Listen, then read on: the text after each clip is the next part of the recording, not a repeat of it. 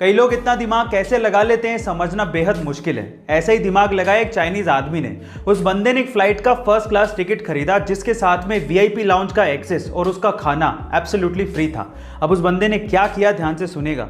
वो सबसे पहले वीआईपी लाउंज गया, वहां पर फ्री का खाना खाया और उसके बाद अपनी टिकट को रीस्केड्यूल करवा दिया। फिर से अगले दिन आया, फिर से वो वीआईपी लाउंज गया और वहां का फ्री का खाना खाया और उसके बाद उसी टिकट को फिर से रीस्केड्यूल करवा दिया। और ऐसे करके उसने कम से कम 300 बार अपनी टिकट को रीस्केड्यूल करवाया और 300 बार वीआईपी खाना फ्री में खाया। और हद तो तब हो गई जब उसने उस टिकट को फाइनली कैंसिल करवा दिया और उसको सारा का सारा अमाउंट रिफंड मिल गया।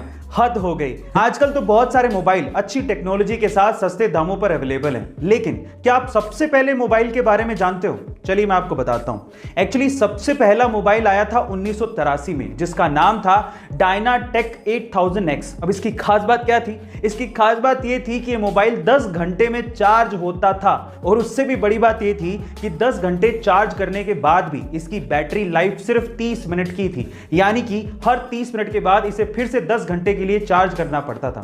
और सबसे बड़ी बात थी इसकी कीमत। इसकी कीमत लगभग $10,000 यानी कि आज के समय के हिसाब से लगभग 7 लाख रुपए थी। Oh my God. आजकल के इंडियन यूथ को यह लगता है कि इंडिया ने आखिर टेक्नोलॉजी में दिया ही क्या है, तो थांबा। सबसे पहले है यूएसबी, जिसकी फुल फॉर्म है यूनिवर्सल सीरियल बस।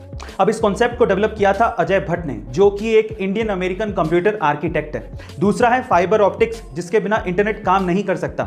इस कॉन्सेप्ट को डेवलप किया था नरेंद्र सिंह कपानी ने, जिन्हें फादर ऑफ फाइबर ऑप्टिक्स भी कहते हैं। और तीसरा और सबसे इंपॉर्टेंट है वायरलेस कम्युनिकेशन, जिसके बिना आपका मोबाइल, टीवी या वाईफाई काम ही नहीं कर सकता। और इस कॉन्सेप्ट को डेवलप किया था जगदीश चंद्र बोस ने। गाइस, इंटरनेट की दुनिया भी इंडियंस के दिमाग के बिना काम नहीं कर सकती। So proud to be an Indian. Guys, ऐसी अमेजिंग वीडियोस के लिए शेयर, सब्सक्राइब एंड लाइक। मिलता है अगली वीडियो में।